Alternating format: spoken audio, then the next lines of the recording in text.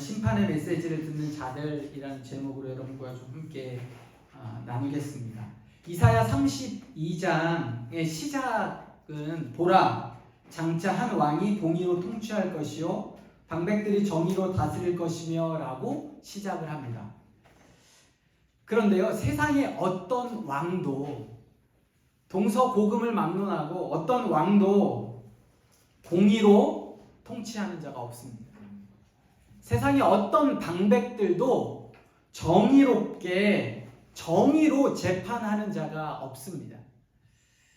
그런데 오늘 장차 오실 왕, 그 왕이 오면 이렇게 통치하시겠다는 거예요. 그게 누굴까요? 그게 바로 예수 그리스도입니다. 예수님이 오시면 그리고 그 예수님의 나라는 그렇게 정의와 공의로 다스리고 재판하겠다라는 약속의 메시지입니다. 자, 이 의로운 왕이 오셔서 하시는 일이 있는데 첫 번째로 2절과 4절에 보면 광풍을 피하는 곳이 되어주십니다. 폭우를 가리는 곳이 되어주십니다. 또 마른 땅에 냇물이 되어주시고 곤비한 땅에 큰 바위에 그늘이 되어주십니다. 여러분, 유대의 상황을 알면 이것은 바로 생명과 같은 것입니다. 또 그 왕이 오셔서 하시는 또 다른 일은 5절부터 8절에 심판자가 되시는 겁니다. 어리석은 그 이유는 6절에서 7절에 보면 그들의 행동이 악하기 때문에 그렇습니다. 행동뿐만 아니라 생각과 태도, 가치관 모두가 악한 것입니다. 그래서 그 의로운 왕이 오시면 철저하게 심판하시는 것, 그것이 의로운 왕이 하시는 또 다른 일입니다. 여러분, 2절에서 4절 그리고 6절에서 7절에 이 두 사건에 공통점이 있습니다. 이게 뭘까요? 이게 바로 자기 백성을 보호하시는 거예요. 여러분, 2절과 3절에 보면 행하시는 그 긍정적인 일들이 나와 있잖아요. 광풍에서, 폭우에서, 마른 땅에서, 곤비한 땅에서 어떻게 하세요? 위협에 처해 있는, 어려움에 처해 있는 자기 백성을 보호하시고 지키시는 겁니다. 또 악한 자들을 심판하시는 이유가 뭘까요? 그것도 마찬가지로 사실은 직접적으로 의인을 보호하시거나 또 그 심판으로 말미암아 의인들에게 소망과 희망과 격려를 주시는 게 바로 이 의로운 왕이 오셔서 행하신 일이라는 겁니다. 우리가 계속해서 이사야를 보면서 여러분 심판이라는 단어를 접하게 됩니다. 28장에서 33장에도 6개의 화 있을진저라는 심판에 대한 메시지를 하고 있는데 계속 이게 지금 몇 주째 아니 또 몇 달째 우리가 심판에 대한 이야기를 하고 있기에 사실은 듣는 여러분들도 쉽지 않지만 설교하는 저도 쉽지 않음을 제가 몇 주 전에 언급을 드린 적이 있습니다.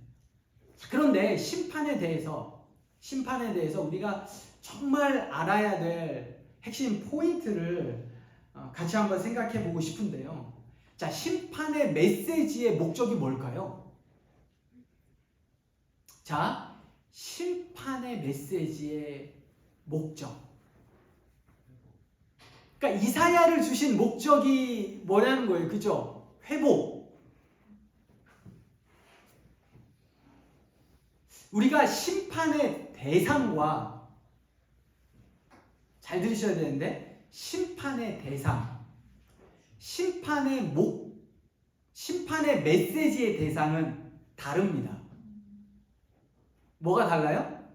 심판의 대상과 심판의 메시지를 듣는 대상은 다르다고요. 심판의 대상은 누굴까요? 그죠? 심판의 메시지를 듣는 대상은 뭔가 그 뉘앙스를 아시겠죠? 그 심판의 메시지를 듣는 대상, 심판의 메시지의 목적은 돌이킴이에요. 돌이킴. 하나님의 말씀, 즉 진리를 깨닫고 죄에서 돌이키는 것, 죄에서 돌이키게 하는 것, 이것이 하나님이 당신의 백성들을 돌보시고 보호하시는 가장 중요한 목적이에요. 하나님 심판의 메시지를 우리에게 들려주시는 이유는 돌이키라는 거예요. 돌이키라. 그 돌이킴이 결국 하나님의 입장에서 우리를 보호하시고 지키시는 거예요.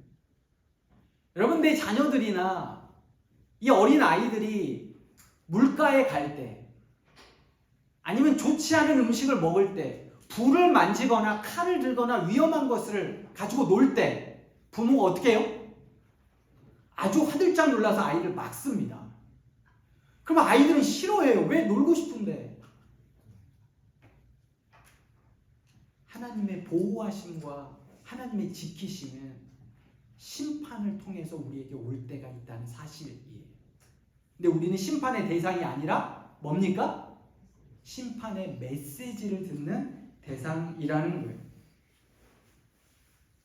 징계가 심판의 목적이 아닙니다. 끊임없이 하나님의 선지자들이 외친 심판의 메시지는 돌아오라. 여호와께 돌아오라. 여호와께 돌아오라. 물론 심판이 징계가 있습니다. 너희들 망하게 되었다 라는 말씀이 있지만, 그러나 그 말씀이 포인트가 아니라 그 말씀을 통해 우리에게 뭘 원하세요? 돌아오기를 원하시는 겁니다. 지난주와 이번 주 두 주간 살펴본 28장에서 33장의 심판의 메시지도 동일합니다. 심판의 메시지의 핵심은 멸망이 아니라 보호하심과 돌이키심이에요. 우리가 체크했던 것처럼 6개의 화 있을진저, 여러분 이 화 있을진저로 번역된 히브리어는 호이라는 단어로 슬프다, 화로다 라는 감탄사예요. 화 있을진저, 이 말이 너희에게 화가 있을 것이다 라는 징계의 말도 있지만, 우리가 두 번째 살펴봤잖아요. 29장에 보면, 29장 1절에 보면 이거 호의예요. 호의. 나머지 5개는 다 화 있을진저라고 번역되어 있는 호의가 29장 1절에는 뭘로 되어 있냐면 슬프다, 슬프다. 이게 누구의 마음이에요? 하나님의 마음인 거예요. 너희에게 화 있을진저라고 말씀하시기도 하지만 하나님의 메시지는 내가 슬프다. 슬프다. 너희가 죄 가운데 있는 것이 슬프다. 너희가 연약함 속에 있는 것이 슬프다. 너희가 세상을 쫓아가는 것이 슬프다 라고 말씀하시는 하나님의 말씀입니다. 당연히 어떤 한 행위에 대해서 결과가 따르게 됩니다. 화 있을진저 호의라는 이 메시지의 결과는 심판입니다. 심판. 여러분 28장 1절 첫 번째 화 있을진저는 사마리아와 예루살렘에 대한 하나님의 심판입니다. 두 번째 29장 1절은 예루살렘에 대한 심판이고요.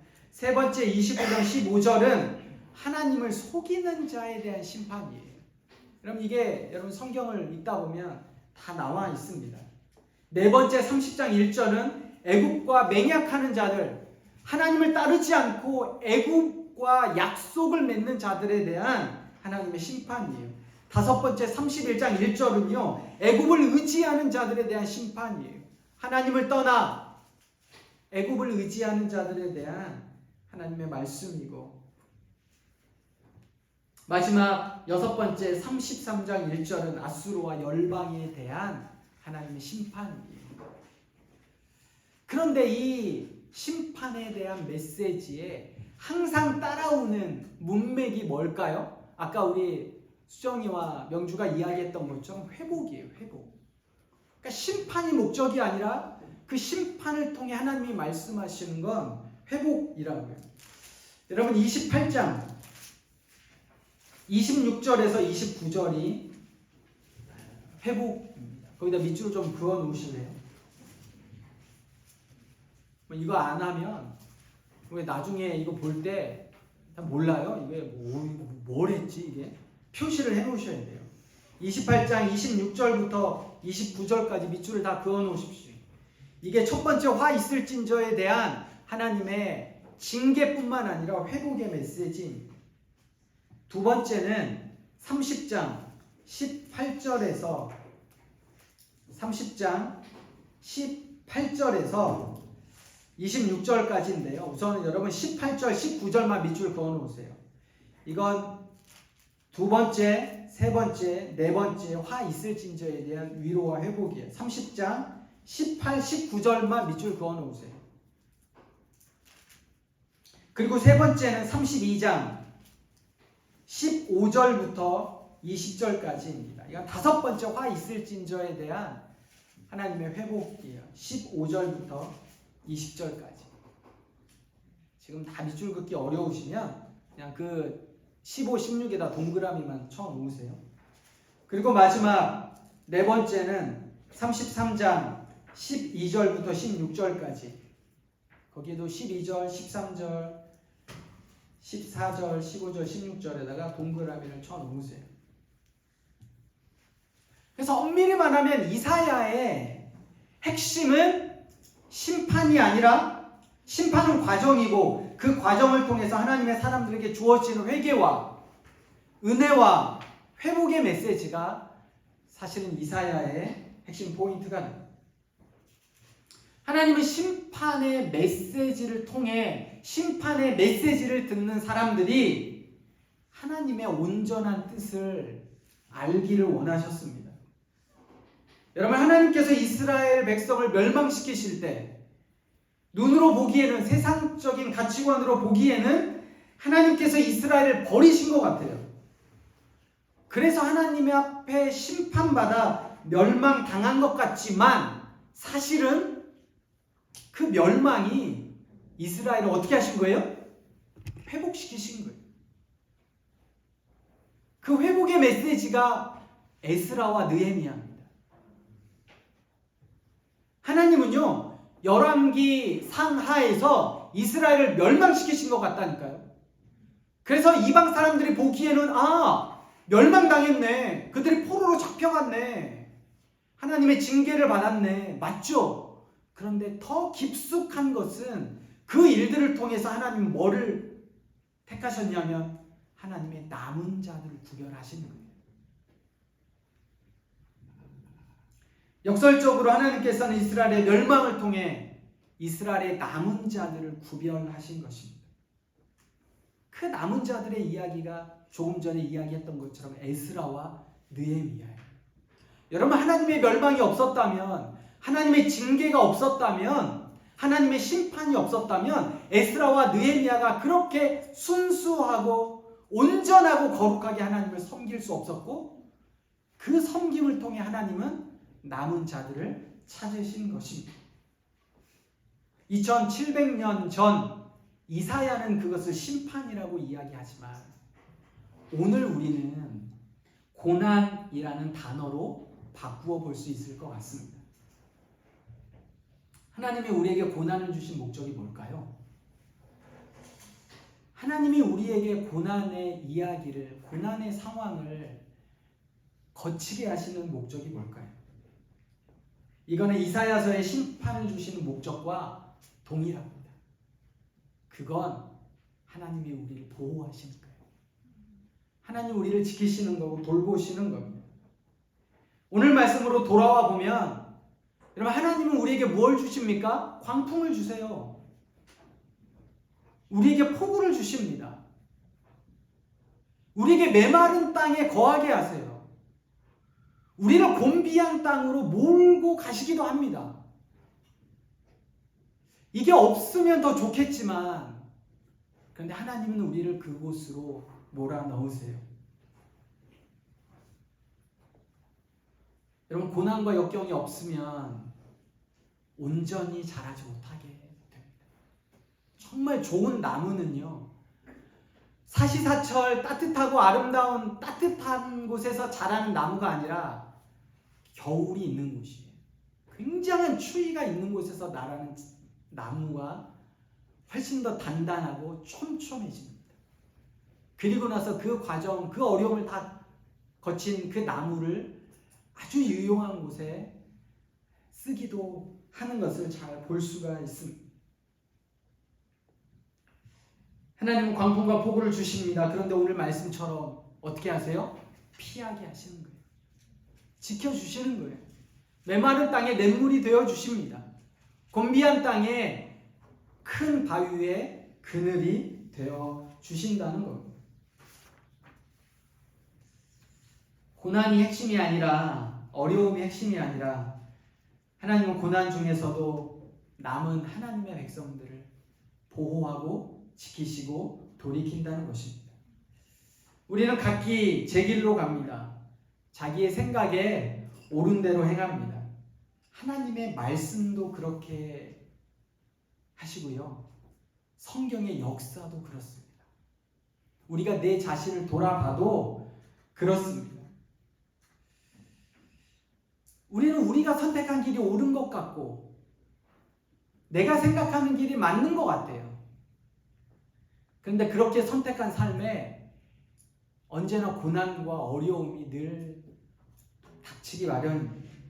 C.S. 루이스가 이야기한 것처럼 여러분 자동차를 만들 때 그 자동차는 기름을 넣어야만 갈 수 있거든요. 근데 다른 것을 넣으면 못 가는 거예요. 하나님이 우리를 만드실 때 하나님을 넣어야만 갈 수 있게 하셨어요. 그런데 내 삶의 주인이 내가 될 때 가긴 가는 것 같은데 곧 문제가 생기는 거죠. 자동차 퍼지는 것처럼 다른 기름을 넣어보신 적 거의 없으시죠? 다른 걸 넣으면 자동차가 퍼지는 거예요. 우리의 삶도 마찬가지라는 겁니다. 하나님으로 채워져야 할 것에 내가 주인이 되고 세상이 주인이 되다 보니 때로는 그것이 우리의 욕심과 이기심으로 채워지다 보니 그것이 심판인 줄도 고난인 줄도 모른 채 사실 지나갈 때가 많아요.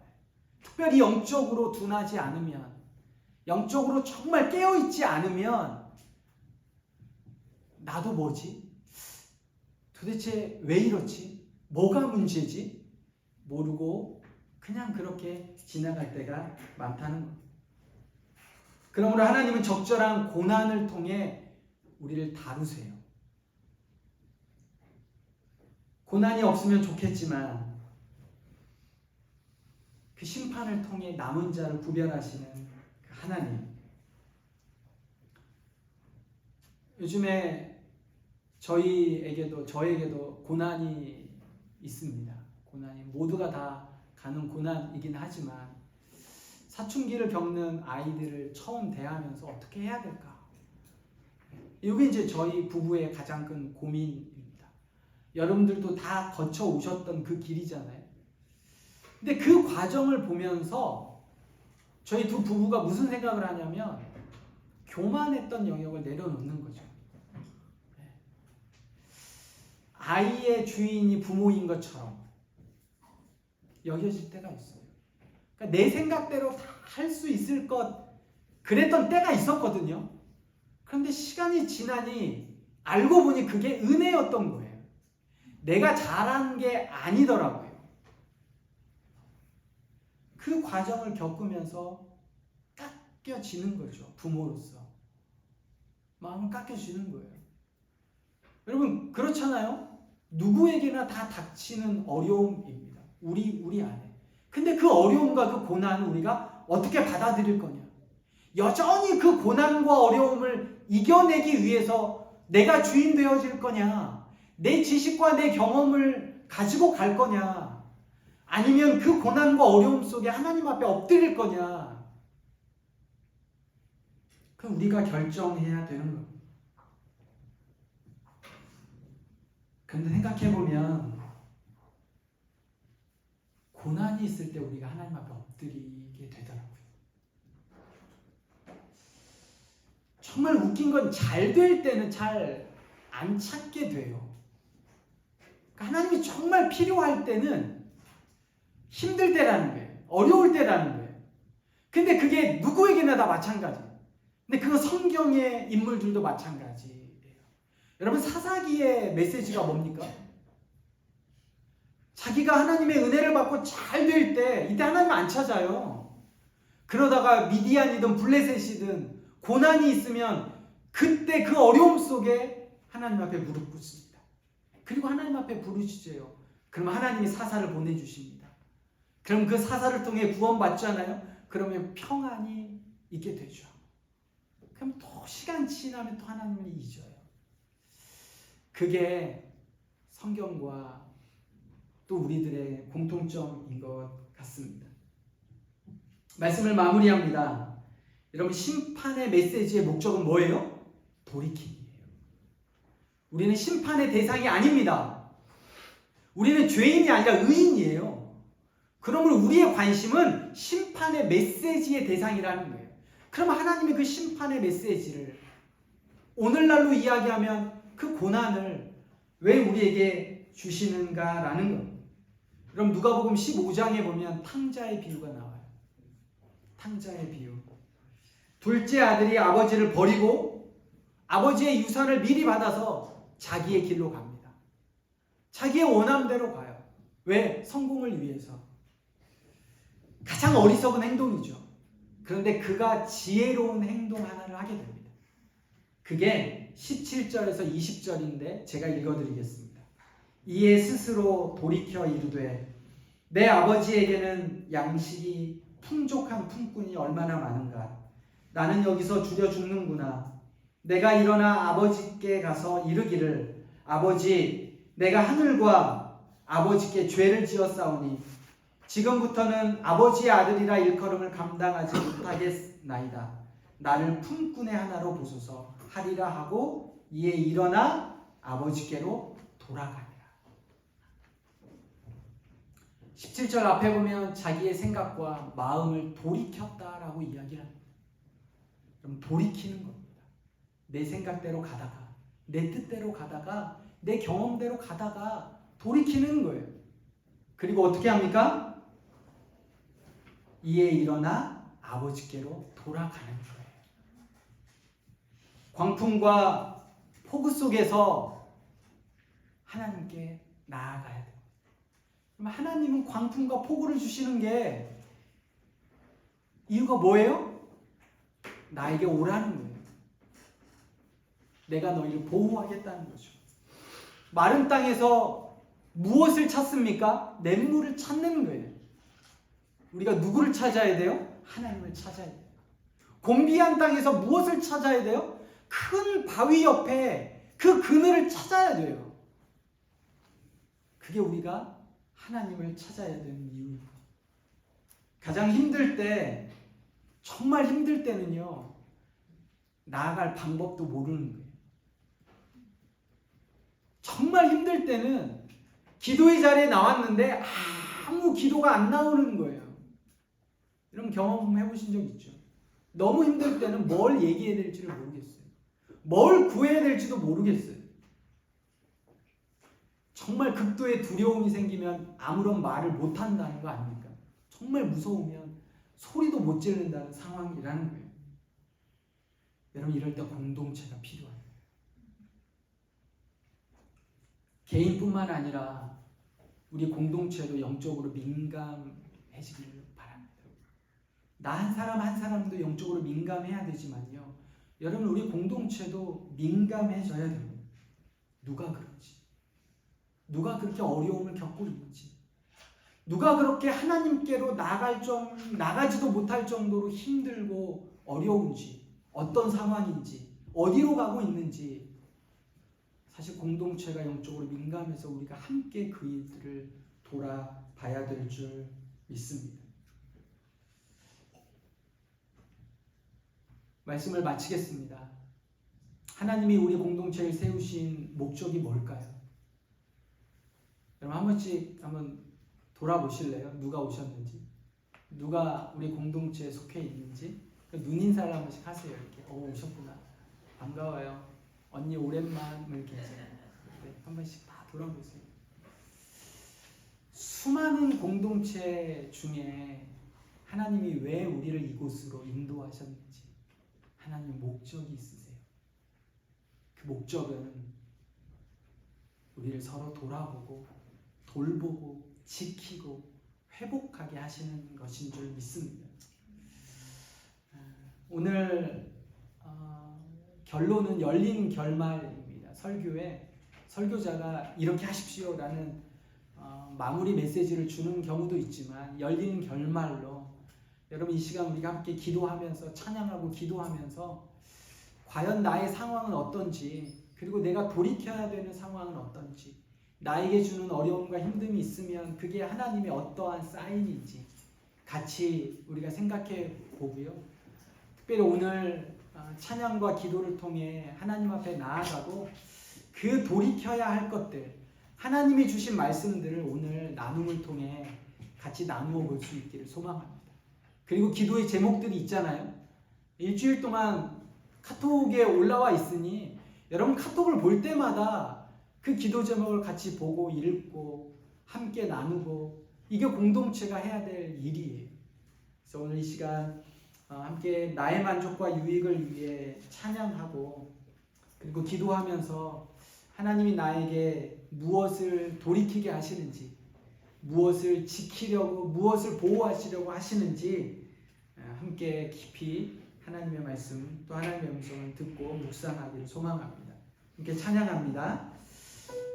나의 만족과 유익을 위해 가지려 했던 세상 일들 이제 모두 다 해로 여기고 주님을 위해 다 버리네. 부활의 능력 체험하면서 주의 고난에 동참하고 주의 죽으신 본을 받아 그의 생명에 참여하는 내 안에 가장 귀한 것 주님을 알미라. 모든 것 되시며 의와 기쁨 되신 주, 그 주님을 찬양하고 사랑하는 시간 되기를 소망합니다.